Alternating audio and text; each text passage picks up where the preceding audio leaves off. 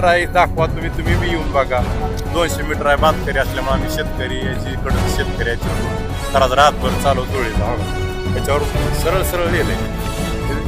बांधकाम विभागानं दिलंय की 200 मीटर आत आहे.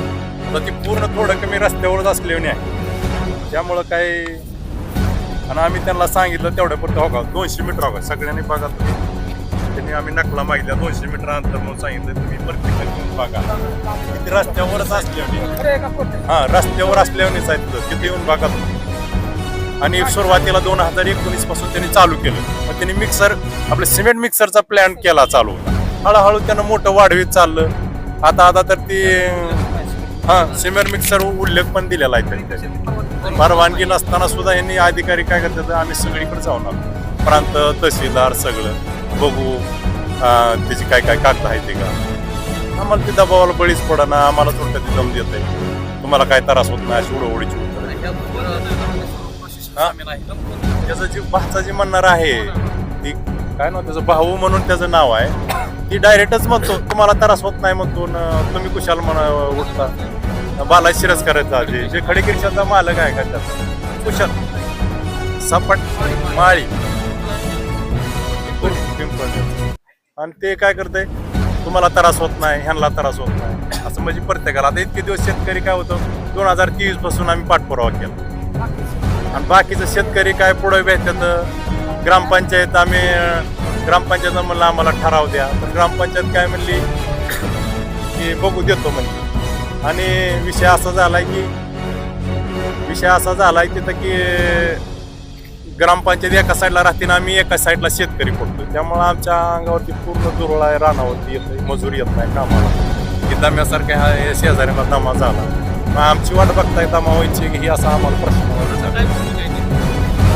आणि आता सुरुवातीला आंदोलन करून बघणार आणि आंदोलन करून परत थोड्या दिवसांनी त्याच्यावर नाही भागलं घाटनाद आंदोलन करणार.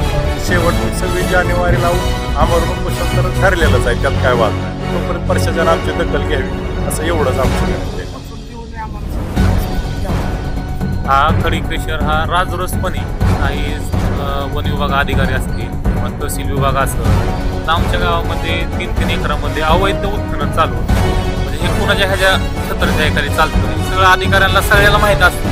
आता पाठीमाग कुरडूसारखं प्रकरण झालं 2 टिपर मुरुम काढला तर तिथं पूर्ण प्रशासन जागा झालं. सगळे अधिकारी वगैरे सगळे वर्ग तिथं आले. एवढं तिथं देखील तत्परता कशी होती तिथे आता. मग आमच्या गावामध्ये 2-2, 3-3 एकरामध्ये खाणे चालतात. अशी मोठी मोठी शेतकरी चालतात. त्याचा महसूल सहकार्याला म्हणजे महसूल खात्याला भरला जातो का काय अवैध चालू आहे हे सगळ्या क्षेत्राचं प्रशासनानं त्याची दखल घेतली पाहिजे. आणि हे खडीकेश्वर जे आहे का हा एक रोडवर आहे. सरकारचा नियम आहे की रस्त्यापासून ते 200 ते कमीत कमी जास्तीत जास्त 500 मीटर एवढ्या अंतरावर असलं पाहिजे.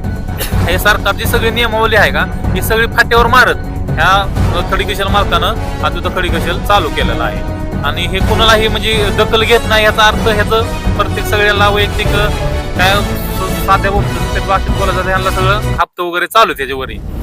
ते महसूल खात्यातला असेल वन विभाग खात्यामध्ये असेल पर्यावरण विभाग असेल त्याला परवानगी देतच कशा तर दिल्या परवानग्या जर ह्याला सरकारचं जर परवानगी आहे तर त्यांनी आम्हाला दावावी की ह्या अधिकाऱ्याने मला ही परवानगी दिलेली आहे आणि हे सरकारच्या नियमावलीत बसते असे दिलेले तर त्यांना दावावी त्यांना.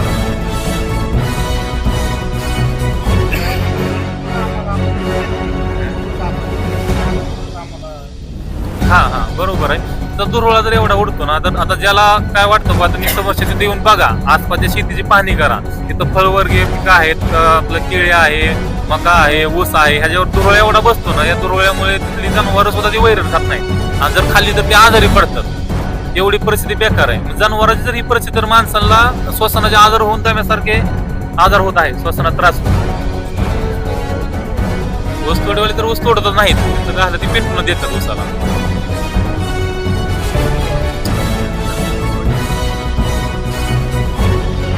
आता इथं SP ऑफिसला येऊन निवेदन द्यायचं एवढाच विषय आहे की आम्हाला असं आता विषय कसा आहे त्यात निम गाव आमच्या सोबत मागायला तयार आहे पण समोर यायला कोण तयार नाही.